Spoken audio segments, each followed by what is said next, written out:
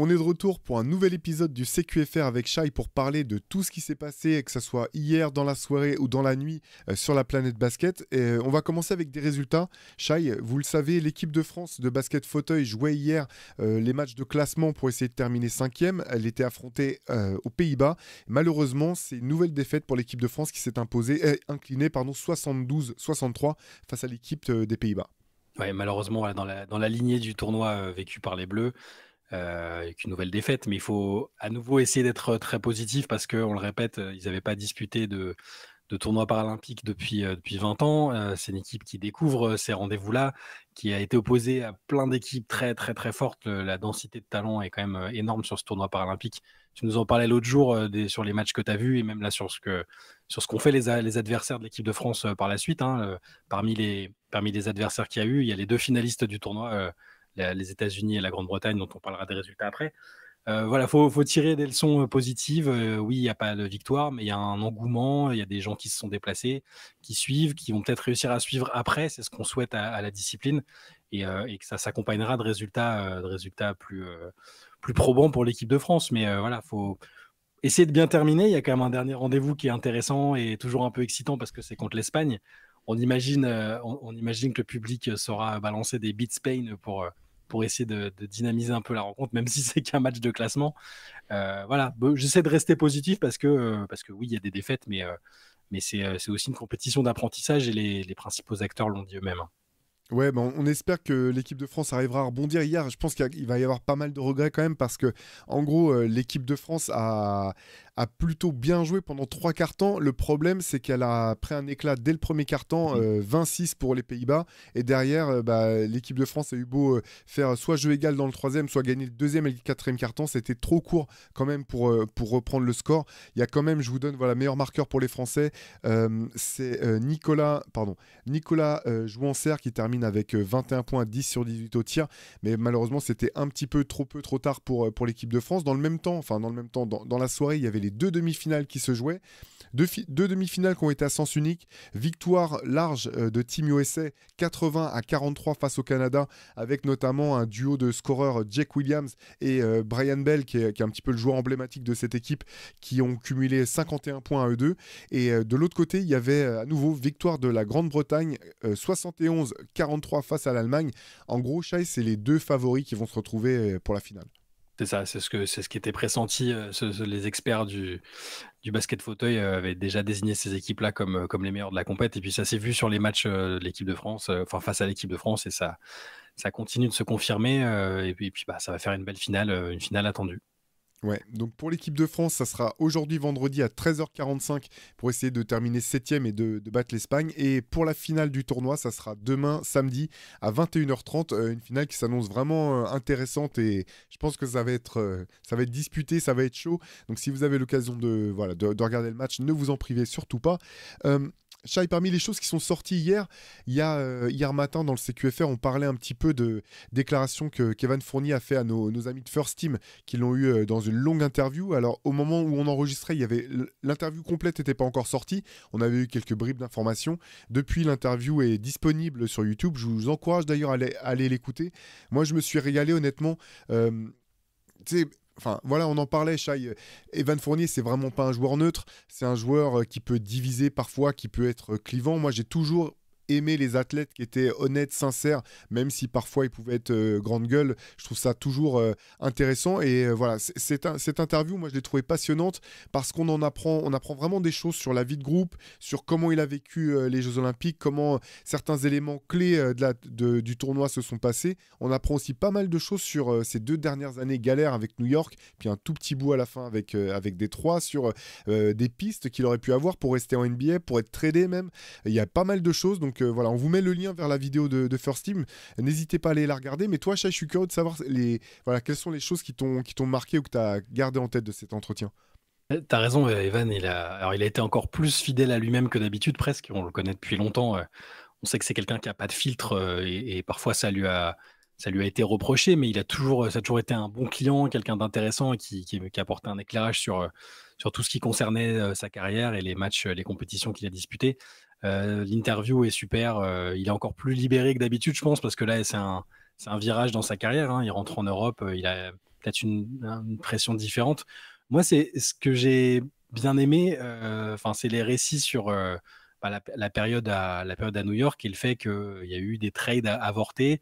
De son propre fait, la première saison où il joue pas trop avec New York, il expliquait que c'était lui-même qui avait demandé à ne pas être tradé parce que sa compagne était enceinte et que du coup, il n'était pas parti, mais qu'il y avait un accord avec les Kings. Donc, ça fait partie des what if. Est-ce qu'Evan Fournier, qu'est-ce qu'il aurait donné avec les Sacramento Kings et il explique dedans, il raconte qu'il y avait un trade qui a vraiment failli se faire avec les Lakers. C'était la deuxième saison de Frank Vogel, je pense. C'est ce qu'il dit. Il dit c'était un jour de match avec Orlando, 30 minutes avant le coup d'envoi, et son agent, Bouna Ndiaye, vous connaissez sans doute, qui lui dit prépare-toi, tu vas bouger aux Lakers, ça chauffe vraiment. Enfin, il y a moyen que tu bouges aux Lakers. Et là, il s'était déjà imaginé porter le maillot des Lakers, jouer avec LeBron. Et il explique que là, il aurait totalement accepté d'avoir un rôle ultra secondaire, entre guillemets, de catch and shoot en catch and shoot dans le corner. Et la perspective était intéressante et ça permet un peu de se demander ce que ça aurait donné. Est-ce qu'il ne serait pas encore en NBA aujourd'hui s'il avait pu avoir ce rôle-là dans une équipe aussi compétitive? Les Knicks l'ont été, mais quelle qu'en soit la raison, il est sorti de la rotation et des petits papiers de Thibodeau. Mais ouais, voilà, du coup, ce genre de choses est intéressant. Tout ce qu'il dit sur l'équipe de France, le côté très honnête sur l'épisode de l'incident qu'il y a eu avec Jean-Pierre Suta, tout ce qu'il dit sur Vincent Collet, sur la compétition, sur le fait que les joueurs se sont réunis entre eux pour mettre les choses au clair avant que ce soit la catastrophe, hein, clairement, et ça a plutôt fonctionné. Donc voilà encore un discours très, très, très, très franc et cash d'Evan Fournier qui mérite d'être vu. C'est vrai, si vous allez faire un tour sur la chaîne de First Team, c'est très intéressant. Ouais, c'est vraiment passionnant. Il y a une chose, moi, tu vois, qui m'a vachement étonné, c'est il expliquait à quel point, finalement, une des choses qui, pour lui, a été un déclic dans les succès de l'équipe de France à Bercy, c'est le public, en fait. Et tu vois, pour moi, c'est hyper surprenant parce que je me dis, bon, bah, c'est des athlètes de très haut niveau, limite, qu'ils soient dans une salle vide ou dans un gymnase plein, ils sont tellement habitués dans leur bulle qu'ils doivent être quand même un petit peu, tu vois, un petit peu détaché de tout ça. Et en fait, il dit que pas du tout et qu'à Bercy, il a senti un public bien plus chaud, plus vibrant que ce n'était le cas à Lille. Et notamment, il raconte, et c'est assez drôle, il raconte qu'au début, quand il rentre pour l'échauffement avant le match contre le Canada, en fait, il a eu peur parce qu'en fait, la salle était à moitié vide. Et en fait, il explique que les joueurs, ils savent pas comment ça se passe. Le fait que la salle doit être intégralement vidée avant que le public puisse rentrer à nouveau, rentrer dans l'enceinte. Et il raconte qu'ils se regardent avec Nando et qu'ils ont eu peur en se disant, mais si c'est mort, en fait. S'il n'y a pas d'ambiance, si on nous pousse pas, ça va être mort. Et que quand ils sont revenus après la salle se remplit, puis au moment où ils reviennent pour les hymnes, que là c'était, voilà, il dit c'était la jungle en gros, et que avec le public les a boostés d'une puissance incroyable. Confirme, hein, j'étais là, j'avais été toi. Je savais qu'il y aurait de l'ambiance. Enfin, je me doutais un peu que les gens dans le contexte olympique allaient mettre de l'ambiance pour essayer de créer un peu l'exploit parce que les Français n'étaient pas favoris, clairement. Même moi, j'y croyais pas spécialement. Et j'étais surpris pour avoir quand même. J'ai fréquenté pas mal de stades de foot, de trucs où c'est généralement très très très très chaud. Et là, l'ambiance, elle était folle. Et Evan, on l'a vu vraiment interagir avec le public, essayer de surfer sur cette énorme soutien qu'il y a eu. Et puis on le voit sur le gros panier qui marque aussi, comment il harangue le public. Enfin, puis tu vois, ça va jusqu'à son choix de l'Olympiakos. Il n'a pas choisi n'importe quel club européen. Il aurait pu prendre un club un peu moins chaud, un peu plus insipide. C'est peut-être c'est peut-être négatif, mais voilà, c'est quelqu'un qui a besoin de ça, tu vois. Et ça m'étonne pas. Ce match contre le Canada, c'était totalement fou. L'ambiance était dingue. Ouais, il raconte notamment, tu parles de son choix de l'Olympiakos, que c'était vraiment son choix numéro 1. Mais qu'il y a un deuxième choix qui l'aurait intéressé, c'était le Paris Basketball, qui a eu des contacts de prix. Disons, le fait de pouvoir jouer à domicile, on sait que Evan Fournier d'Île-de-France, mais que voilà, ça n'a pas abouti. Il y a deux choses quand même qui m'ont fait sourire sur le mode. Alors, c'est un petit peu égocentré peut-être, même de dire, ah bah voilà, on n'est pas fou quand même, parce que des fois quand tu regardes les trucs à la télé, où t'es loin, il y a des choses qui te semblent ne pas avoir de sens, mais tu dis, bon bah c'est peut-être parce qu'on n'est pas dans les coulisses, il doit y avoir un sens qu'on perçoit pas. Donc il y a deux choses pour lui quand même qui n'avaient pas de sens, c'est le fait que ça se passe comme ça à New York, parce que c'est exactement ce qu'on avançait, Shai, on disait, bah, il était free agent, New York a choisi de le faire venir, il jouait déjà depuis 10 ans en NBA, il savait quel type de joueur c'était. Donc, s'ils le choisissent, c'est bien parce qu'ils veulent s'en servir pour ses qualités. Et ça, Evan avait été visiblement, enfin, comprenait toujours pas finalement pourquoi ça s'était pas mieux passé, pourquoi ça s'était passé comme ça, vu que Thibodeau et son staff devaient savoir quel type de joueur il était. Et l'autre, c'est sur les Jeux Olympiques où il dit, enfin, il y a un moment, Erwan lui demande si c'est la campagne la plus ubuesque qu'il ait connue avec l'équipe de France, et Evan dit oui, c'est celle qui avait le moins de sens, quoi. Entre les deux visages, entre celui de Lille, celui de Paris, l'évolution du jeu, la manière dont la préparation s'est passée, etc. C'était vraiment les montagnes russes en permanence. Et c'est vraiment intéressant. Je vous en dis pas plus. Allez regarder, pardon, l'interview. Il parle notamment même du style de jeu de l'équipe de France, comment ça a évolué, est-ce qu'on peut jouer avec Rudy et Wembanyama ensemble, l'émergence et le carton de Yabusele sur la deuxième semaine. Tout ça, c'est vraiment passionnant. Bravo aux gars de First Team, à Tom, Erwan et toute l'équipe. C'était vraiment une super belle interview. Ouais, ils ont pas mal de. D'ailleurs, pour continuer dans ce sens-là, ils ont d'autres interviews très bien avec des joueurs NBA, des anciens joueurs NBA sur les dernières semaines là, qu'ils ont mis pendant l'été qui sont vraiment top. Ouais, Dirk Nowitzki, Ouais, Carmelo Anthony, Carmelo Stéphane et Marbury, si je ne me Marbury, trompe pas. Ouais, exactement, ouais. Bravo aux gars. On va rester sur la NBA, Shai. Finalement, je voudrais qu'on parle d'une équipe. Alors, c'est marrant parce qu'en fait, l'an dernier, elle a été dominatrice du début à la fin de la saison, les Celtics. Toute l'année, il y a eu énormément de doutes envers cette équipe. Moi, le premier, j'en faisais partie. Là, finalement, ils sont champions NBA sans avoir été inquiétés du tout en playoff. L'intersaison se passe, on parle beaucoup de Philadelphie, on parle de New York, on parle, alors là, on est peut-être plus divisé, de Cleveland, on parle de tout un tas d'équipes, de ce qui va se passer, de l'émergence d'OKC, enfin bref, j'ai l'impression qu'on parle de toutes les équipes sauf de Boston, et à nouveau, il y a quand même peut-être un petit sentiment de défiance. Je vais te donner une phrase de Joe Mazzulla. En gros, les journalistes lui demandaient si il pensait que son équipe aurait ce qu'il fallait pour supporter la pression d'avoir une cible dans le dos. Et la réponse de Joe Mazzulla, c'est: les gens vont peut-être dire qu'on a une cible dans le dos. Moi, j'espère que la cible, elle est pile sur notre front et j'espère même pouvoir voir la tache rouge du sniper entre mes yeux. En gros, Joe Mazzulla, comme toujours, lui, il est à bloc. Il est prêt pour la pression qui va avec ce nouveau challenge. Qu'est-ce que tu en penses, Shai, de ces questionnements autour de Boston et de cette question sur la pression que ça représente d'être champion au titre? C'est tellement difficile de répéter, de faire le back-to-back, on l'a vu, c'est pas quelque chose de simple. Il faut, les derniers qui l'ont fait, c'était une super team avec Kevin Durant et Steph Curry, et ils n'ont pas réussi à faire le triplé. Donc c'est extrêmement difficile vu la manière dont il y a des talents partout en NBA et où il y a plein de projets intéressants et bien construits. Boston, ça faisait longtemps qu'il n'y a pas une équipe qui avait dominé de la tête et des épaules comme ça en saison régulière, puis en playoff. Donc il y a une pression. Pour moi, les doutes, ils sont limités parce que je pense qu'ils seront au rendez-vous. Ça va un peu dépendre pour moi de la santé de Kristaps Porzingis parce que le reste de l'effectif est le même. Il n'est pas ultra vieillissant à part à Horford, mais on a l'impression qu'il est toujours aussi fringant. Les autres joueurs majeurs sont dans leur prime ou même pas encore dedans. Donc, moi, j'ai pas trop de doutes. Je me demande pas. Je pense pas qu'il y aura d'accident industriel du côté de Boston. Ce qui m'intéresse plus, c'est de voir un coach comme Mazzulla alors prendre la confiance. Je veux pas que ce soit interprété de manière négative, mais voilà, il dit on n'a pas une cible dans le dos. Moi, je veux qu'on ait une cible front. Il a même dit je veux voir le point rouge du sniper sur ma tête. Je me méfie un peu parce que se laisser griser parfois, c'est un peu dangereux. Tu vois, je pense aussi à Denver où Michael Malone, direct après le titre, il a dit moi, je veux qu'on soit une dynastie, je veux qu'on gagne tous les titres qui arrivent. C'est jamais simple d'enchaîner, donc je dis pas qu'ils doivent absolument être humbles au maximum et ne pas dire qu'ils visent un doublé. Hein. C'est-à-dire c'est évident que Boston vise le doublé. C'est une équipe qui parfois des équipes gagnent et sont obligées de se séparer de plein de leurs joueurs cadres pour des raisons contractuelles parce qu'ils sont âgés. Là, Boston, c'est une dynamique différente parce que Tatum, Brown et les autres qui sont là sont relativement jeunes encore. Donc il y a une vraie pression parce qu'ils sont attendus et que personne ne comprendrait qu'ils finissent pas même en tête de la conférence Est en fait. Hein, je dis ça, mais j'allais réfléchir à dire allez, t'es top 2, top 3, mais ça doit être supérieur à Milwaukee et Philadelphie, même s'il y a des ambitions de ce côté-là. Moi, j'ai pas trop de doutes ni d'inquiétude.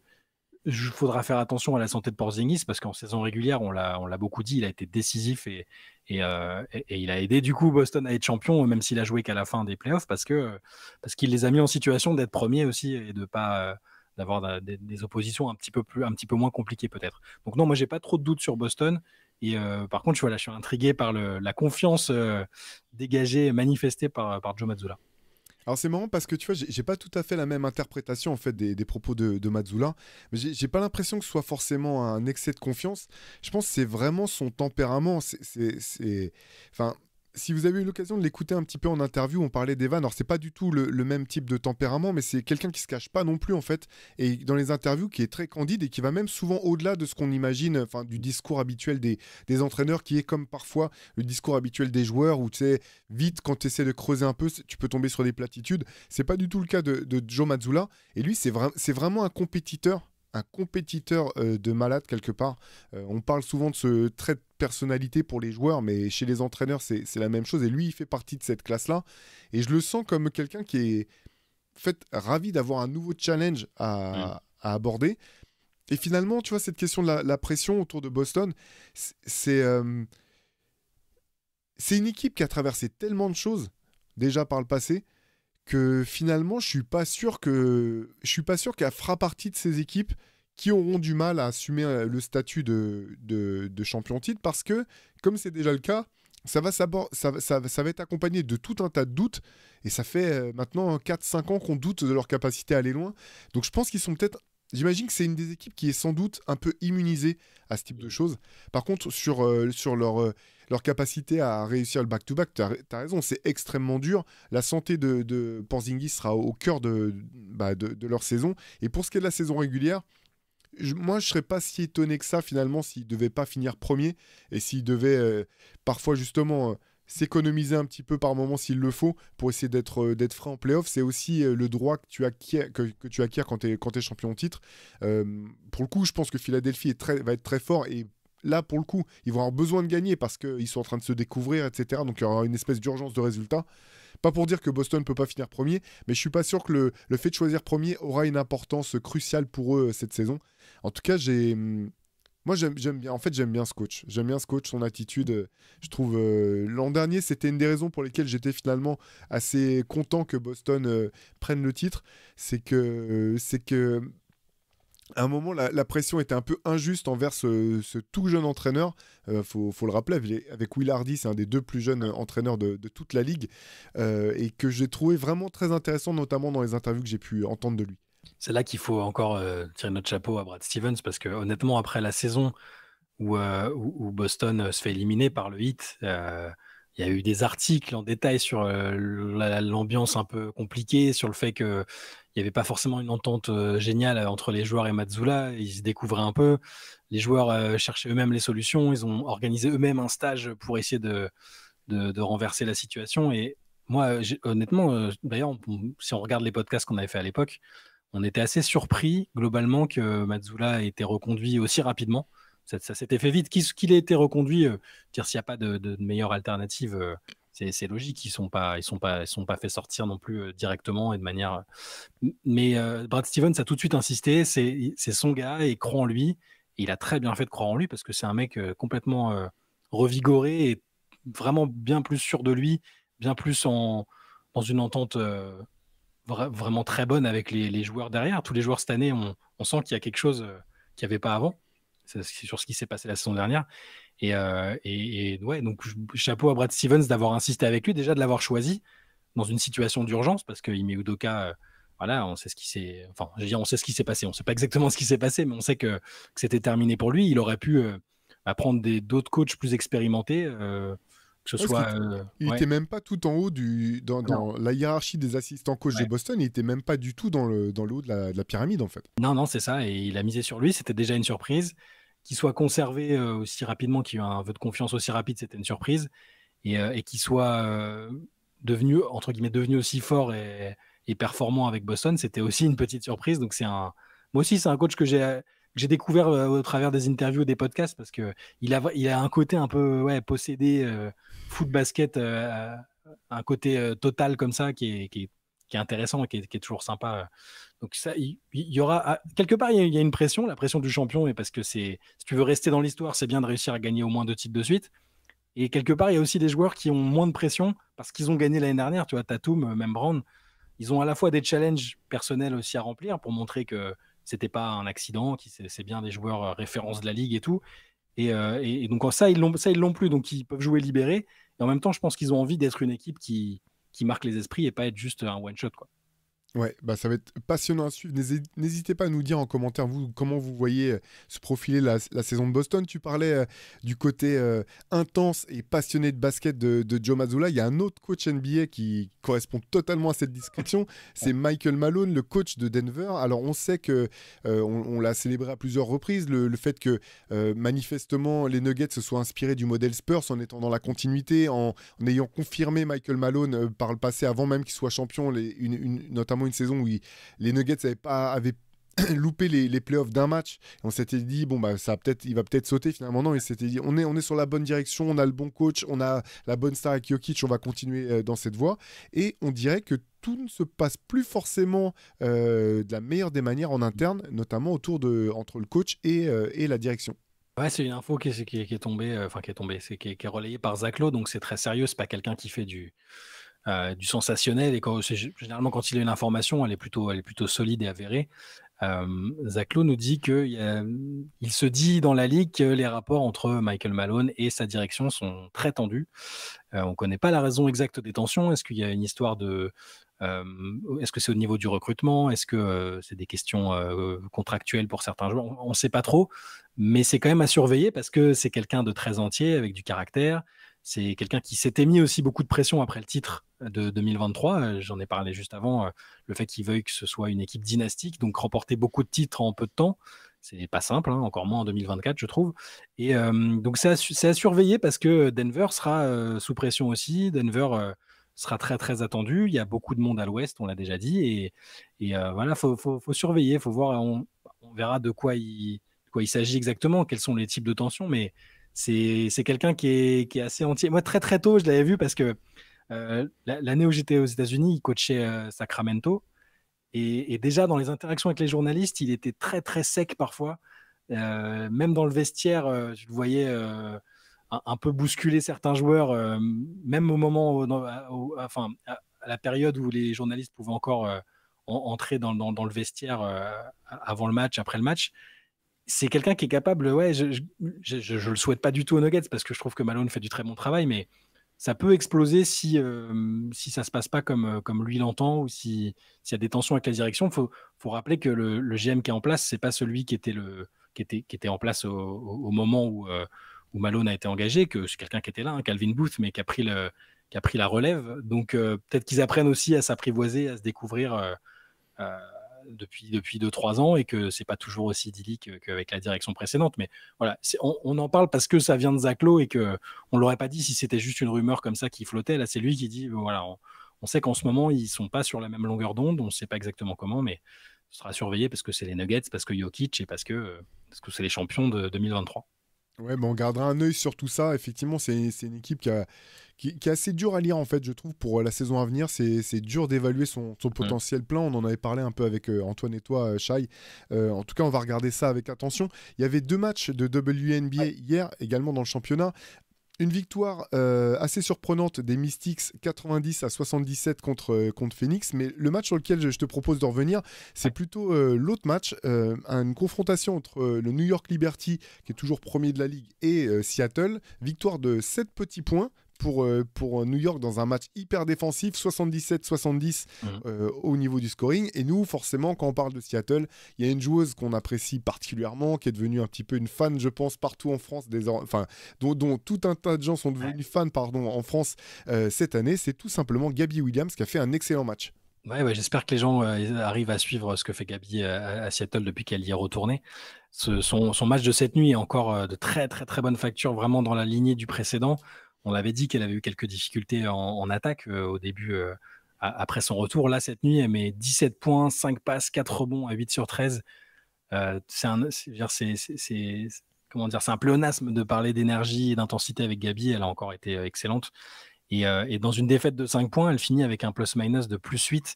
Donc à chaque fois qu'elle était sur le terrain, sur les 34 minutes qu'elle a passées sur le parquet à New York, c'était voilà, ça s'est bien passé pour Seattle, et c'est quand elle n'était pas là que ça a été plus compliqué. Donc elle est vraiment bien dans la lignée de ses dernières performances. Elle monte en régime juste avant les playoffs, ce qui est très très bien.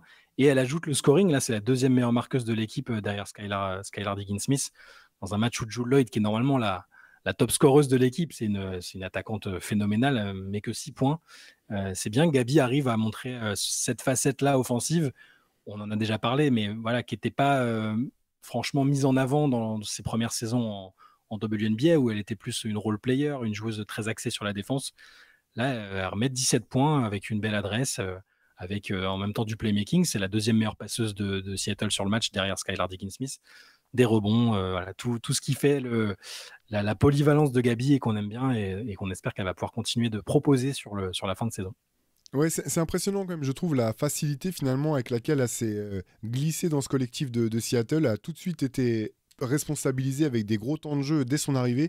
Donc c'est vraiment intéressant. Je vous disais que c'était un match défensif. Les deux stars de New York ont été fortes malgré tout. Sabrina Ionescu qui termine avec 17 points, pardon, et 8 passes. Et Brianna Stewart qui termine avec 14 points, 7 rebonds et 3 passes. Mais toutes les deux ont un peu déchiré au niveau de l'adresse. 5 sur 18 pour Ionescu, 5 sur 16 pour Brianna Stewart. Est-ce que tu penses que comment dire, ce côté ultra défensif de Seattle peut leur permettre de tenter un coup une fois les playoffs arrivés? Ouais, clairement, l'équipe est très très solide. C'est une équipe, il faut le rappeler. C'est pour ça que même si Gabi a déjà joué à Seattle, l'équipe a beaucoup changé depuis la dernière fois qu'elle y est passée. Parce que là, il y a Skylar Diggins-Smith, parce que il y a Nneka Ogwumike. Enfin, c'est pas des joueuses anecdotiques en plus. Oui, la défense est intéressante. Ogwumike, c'est une très bonne joueuse défensive. Ezzy McBegor, c'est une des top, elle est top 3, je pense, dans la course au Defensive Player of the Year cette année. Il y a de quoi faire normalement. Ce sera peut-être pas suffisant pour battre New York déjà, qui est quand même bien en place pour aller chercher le titre. Déjà, le Liberty va finir en tête en saison régulière. Mais oui, clairement, pour être un outsider très sérieux dans la course au titre, si le Liberty ou Vegas, qui commence un peu à remonter, et derrière les équipes comme Connecticut et Minnesota ont des petits trous d'air, Seattle en profitera, et Seattle est une équipe à prendre très très au sérieux. J'ajoute que pour New York, la confiance est encore plus élevée, je trouve, là maintenant, après le retour de Betnijah Laney, qui n'est pas une joueuse que le grand public connaît bien, mais qui est, je trouve, une des joueuses les plus polyvalentes de toute la WNBA. Elle a retrouvé sa place de titulaire après un peu d'absence et un petit passage sur le banc. 18 points, 6 rebonds dans une équipe où il y a Brianna Stewart, Sabrina Ionescu, Jonquel Jones, qui est une ancienne MVP et qui marque beaucoup aussi. Elle est essentielle en attaque, en défense, et c'est une joueuse que je vous conseille de suivre, parce que alors c'est pas une jeune première, hein, mais que je vous conseille de suivre avec attention si vous aimez les joueuses très polyvalentes, et elle va être à l'origine des succès, peut-être même vers le titre pour le Liberty. Super, bah écoute, Shai, merci pour ces éclaircissements sur la WNBA. Nous, on va refermer là ce CQFR. On vous donne rendez-vous malgré tout demain pour le 6e CQFR de la semaine, le ce à quoi il fallait répondre, dans lequel on essaiera avec Shai de répondre à toutes vos interrogations. D'ici là, vous savez, sur Basket Session, vous pouvez trouver toutes les infos importantes, nos papiers d'analyse. N'hésitez pas, on fait un peu les youtubeurs, mais voilà, vous savez, c'est comme ça que ça fonctionne. Vous abonnez, likez, commentez si vous en avez l'occasion. C'est toujours un plaisir en plus de lire vos retours sur nos CQFR, et on vous dit à demain. Ciao à tous. Ciao, à demain.